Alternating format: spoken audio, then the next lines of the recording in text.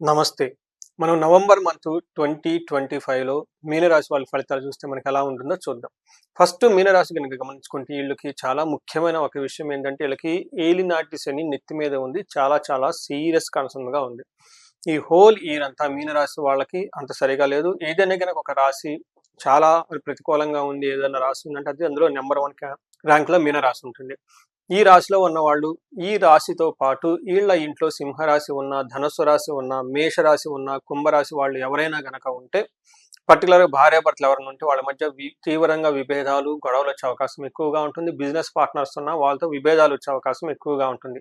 ఈ రాశి వాళ్ళకి చాలా మందికి భార్యలతో గొడవ, తర్వాత ప్రొఫెషన్‌లో సరిగ్గా లేకపోవటం, బిజినెస్ చేస్తే లాసులు రావటం, ఇబ్బందులు పడటం, అవమానాలు పడటం, తర్వాత నమ్మిన వాళ్ళు మోసం చేయటం ఇలా రకరకాల ప్రాబ్లమ్స్‌లో ఎక్కువున్నారు. వీటన్నిటికి ఒక కారణం ఏందంటే ఏలినాటి శని అని మీరు గమనించుకోవాలి. రెండోది ఈ టైంలో చాలా పేషెన్సీగా ఉండటం చాలా చాలా ఇంపార్టెంట్. పర్టిక్యులర్‌గా భార్యాభర్తల మధ్య గొడవలొచ్చే అవకాశం ఎక్కువగా ఉంటుంది. ఇది మీరు గమనించుకోవాల్సిందంటే మీ అన్ని యొక్క సమస్యలకి కారణం మీ భార్యనో, భర్త అని మీరు అనుకుంటూ ఉంటారు. బట్ నేనేం చెప్తానంటే వాళ్ళు కాదు. వాళ్ళంతా ఒక గ్రేట్ మాస్టరు. ఏమంటారు? బ్యాక్‌గ్రౌండ్‌లో ఒక మాస్టర్ ఉన్నారు. వాళ్ళందరి చేత ఆడిపించడానికి, ఏడిపించటానికి ఆళ్ళెవరంటే శని అని గుర్తుపెట్టుకోవాలి. ఎందుకంటే శని యొక్క ప్రభావం చాలా తీవ్రంగా ఉంది. ఈ పర్టిక్యులర్ నవంబర్ మాసం అంతా గనుక మీరు చూసుకుంటే ఈళ్ళకి మిక్స్‌డ్‌గా ఉంది. ఆల్‌మోస్ట్ 60% అగెనెస్ట్‌గా ఉంది. ఒక 40% మాత్రం కొన్ని విషయాల్లో ఫేవరబుల్‌గా ఉందని మీరు గమనించుకోవాలి. ఇందులో ముఖ్యంగా చూసుకుంటే నక్షత్రం ప్రకారం పూర్వభాద్ర 4 పాదం, ఉత్తరాభాద్ర 1, 2, 3, 4 పాదాలు, రేవతి 1, 2, 3, 4 పాదాలంతా మనకి మీనరాశిలో ఉంటారు. పేరు బలం గనక చూసుకుంటే మీరు ఇందులో ది, దు, షం, ఝ, దా, ధే, చా, చి అన్న పేర్లంతా కూడా మనకి ఇందులో ఉంటాయి. ఇందులో ఈ మాసంలో 5 గ్రహాల యొక్క చేంజెస్ ఉంది. ఫస్ట్ గురు గ్రహం వీళ్ళకి ఇప్పటిదాకా కొంచెం ప్రతికూలంగా ఉంది. కానీ ఈ టైంలో ఒక 1 మంత్ గురు గ్రహం మీన రాశి వాళ్ళకి అనుకూలంగా ఉండి ధన ప్రవాహం వచ్చే అవకాశం ఉంటుంది. మిగతా గ్రహాలు పెద్ద శుక్రుడు తప్ప మిగతా గ్రహాలేవి వీళ్ళకి అనుకూలంగా లేవు. తద్వారా ఏమవుతుందంటే ధన ప్రవాహం బావుంటుంది. కానీ ఏదైనా పని చేస్తే అందులో ఆటంకాలు ఉండే అవకాశం ఎక్కువగా ఉంటుంది. ద్వేషం మీ చుట్టూ ద్వేషించే వాళ్ళు, మిమ్మల్ని హేట్ చేసేవాళ్ళు ఎక్కువుంటారు. శారీరకంగా కూడా ఏమంటారు అంత యాక్టివ్‌గా ఉండకుండా ఇబ్బందిగా ఉండే అవకాశం ఎక్కువగా ఉంటుంది. ఇదంతా మీకు లఘు గోచారం, సూక్ష్మ గోచారం కాన్సెప్ట్ ద్వారా మనం తెలుసుకోవచ్చు. అయితే ఇప్పుడు మనకి గ్రహం వైజ్ గనక చూసుకుంటే సూర్యుడు వీళ్ళకి 9దో ఇంట్లో ఉండటంతో ఇది మిక్స్డ్ రిజల్ట్ ఇస్తారు. మిశ్రమంగా ఫలితాలు ఉండే అవకాశం ఉంటుంది. సూర్యుడు 9దో ఇంట్లో ఉంటే ఏంటి అంటే మీరు చాలా చక్కగా మంచి పనులు చేసుకుంటూ వెళ్తూ ఉంటారు. కానీ మీ మీద అనవసరమైన మిమ్మల్ని నిందలేసేవాళ్ళు, మిమ్మల్ని క్రిటిసైజ్ చేసేవాళ్ళు ఎక్కువ ఉంటారు మిమ్మల్ని. ఈ టైంలో మీరెంత టాప్ పెర్ఫార్మర్ అయినా గానీ, మిమ్మల్ని డౌన్ సైడ్ చేసి చూపించి, మీ ఎదుటి వాళ్ళు క్రెడిట్ పొందాలనే ఉద్దేశంతో ఎక్కువ ఉంటారు. మనకి సంస్కృతంలో ఏం చెప్తారంటే నిందాపరాధం, కలహం, నిర్దోషచ్చ, ధనక్షయం, పుణ్యలాభార్థ, నాశాచ విచార నవమే రవి అని చెప్తారు. అంటే 9దో ఇంట్లో రవి ఉంటే ఏమవుతుంది అంటే నిందాపరాధ అంటే మీ మీద అపరాధం అంటే ఎలాంటి తప్పు చెప్పినా గాని నిందలు పడే అవకాశం ఎక్కువగా ఉంటుంది. గొడవలొచ్చే అవకాశం ఎక్కువ ఉంటుంది. నిర్దోషచ్చ మీకు ఎలాంటి దోషం లేకపోయినా గానీ మిమ్మల్ని దోషిగా చూపించే వాళ్ళు ఎక్కువగా ఉంటారు. అయితే ఓవరాల్‌గా గనక చూసుకుంటే మంచి మంచి పనులు చేస్తున్నా, ఆ మంచి పనులకు సరైన గుర్తింపు రాక మిమ్మల్ని అపార్థం చేసుకునే వాళ్ళు ఎక్కువ ఉంటారు. అయితే ఇది ఏమని చెప్తారంటే మీనరాశి వాళ్ళకి జనరల్‌గా మతి భ్రంశం గూడా అంటారు. ఈ టైంలో మీ బ్రెయిన్ కూడా యాక్టివ్‌గా ఉండదు. మీరేదైనా చెప్పినా గాని ఎదుటి వాళ్ళు యాక్టివ్‌గా దాన్ని రిసీవ్ చేసుకోరు. ఓవరాల్‌గా గనక చూసుకుంటే సూర్యుడు 9దో ఇంట్లో ఉంటే ఒక రకంగా మంచే చేస్తారు.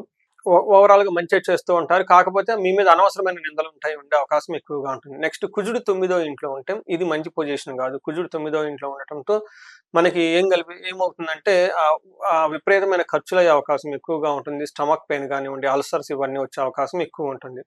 మనకి 9దో ఇంట్లో కుజుడు ఉంటే ఏం జెప్తారంటే మనకి మహర్షులు సంస్కృతంలో ఆశనాచ్చ ధనశూన్యం, శోషణం దేహపీడనం, స్థాననాశ విరోధచ్చ, నవమే ధారాసుతే నవమే నవ నవమస్తే ధారాసుతే అని మనకి సంస్కృతంలో చెప్తారు.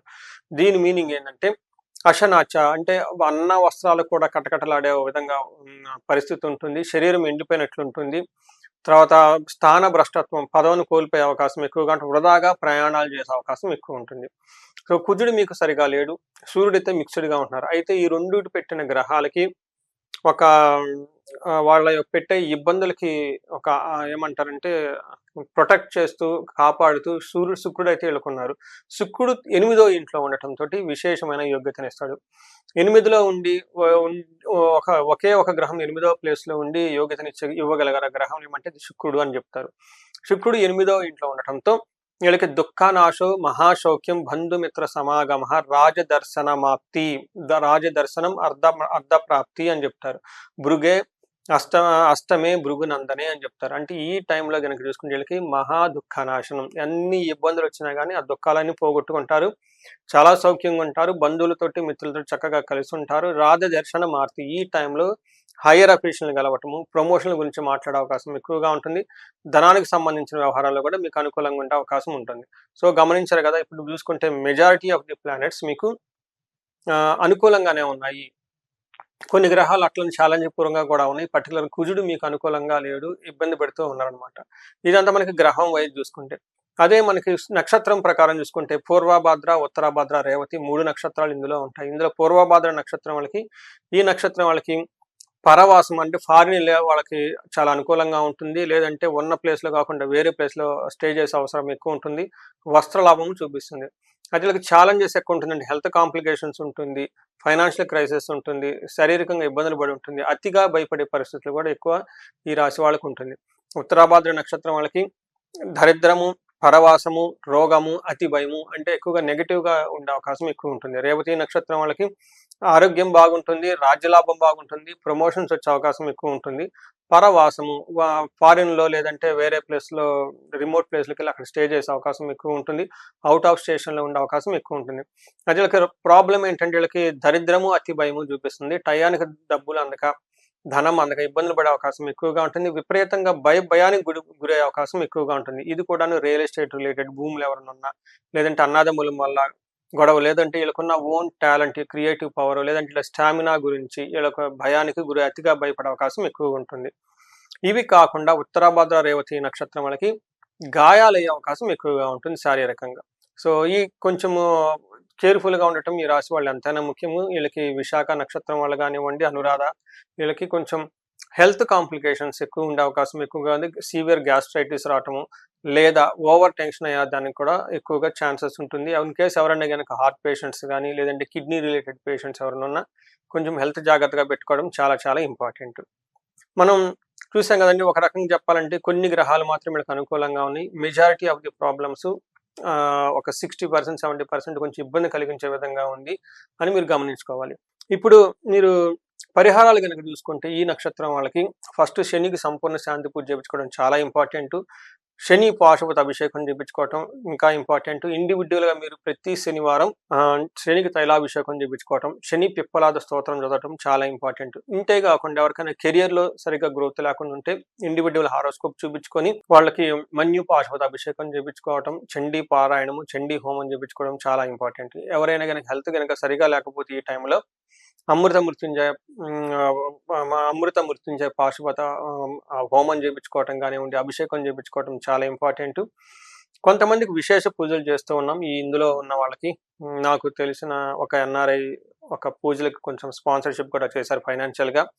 వాళ్ళకని ఇటు వేదాల్లో ఉన్న మంత్రాలు, ఇటు పురాణాలు చెప్పిన స్తోత్రాలు, వీటితో పాటు తాంత్రికంగా ఉన్న కొన్ని విద్యలు, రహస్యాలు వీటితో పాటు జనవక్తం జనాల్లో ట్రెడిషనల్‌గా పాటించే కొన్ని పూజకి సంబంధించిన శని పీడలు పోగొట్టుకోవడానికి కొన్ని చేసే ఈ ప్రక్రియలు మొత్తాన్ని కలిపేసి ఒక రీసెర్చ్ లాగా, ఒక సిస్టమ్ లాగా పెట్టేసి మీనరాశి వాళ్ళ గురించి వర్క్ చేస్తూ ఉన్నాను. పర్టిక్యులర్‌గా అమెరికాలో ఎవరైనా ఉంటున్నా, లేదంటే ఫారిన్‌లో ఎవరైనా సెటిల్ అయినా, ఈ రాశి వాళ్ళు ఇబ్బంది పడుతున్నా వాళ్ళలో 3 రకాల కేటగిరీ. ఒకటి జాబ్‌కి రిలేటెడ్ ప్రాబ్లమ్స్, ధన ప్రవాహం రావడానికి. రెండోది రిలేషన్‌షిప్ ఇష్యూస్. అవి ఏమైనా రిలేషన్‌షిప్స్ ఉంటే అన్‌వాంటెడ్ రిలేషన్‌షిప్స్ అన్నీ పోయి చక్కగా భార్యాభర్తల మధ్య అన్యోన్యంగా ఉండటానికి. హెల్త్ కాంప్లికేషన్స్ ఇన్ కేస్ ఎవరైనా ఉంటే గనక అమృత మృత్యుంజయ పాశుపత హోమము, స్వర్ణలక్ష్మి హోమము, లేకుంటే విశ్వావసు గంధర్వరాజు హోమము ఇలాంటివి అన్నీ కలిపేసి కొన్ని చేయటం జరుగుతూ ఉంది. ఇన్ కేస్ ఈ రాశి వాళ్ళు ఎవరైనా కనుక ఇండివిడ్యువల్‌గా ఏమైనా ప్రాబ్లమ్స్ ఫేస్ చేస్తుంటే స్క్రీన్ మీద కనిపిస్తున్న ఈ నంబర్ ద్వారా మీరు నన్ను కాంటాక్ట్ అవ్వచ్చు. సో, ఈ రాశి వాళ్ళకి అష్టైశ్వర్యాలు కలగాలని, భోగభాగ్యాలు కలగాలని చెప్పేసి నేను కోరుకుంటున్నాను. నమస్తే.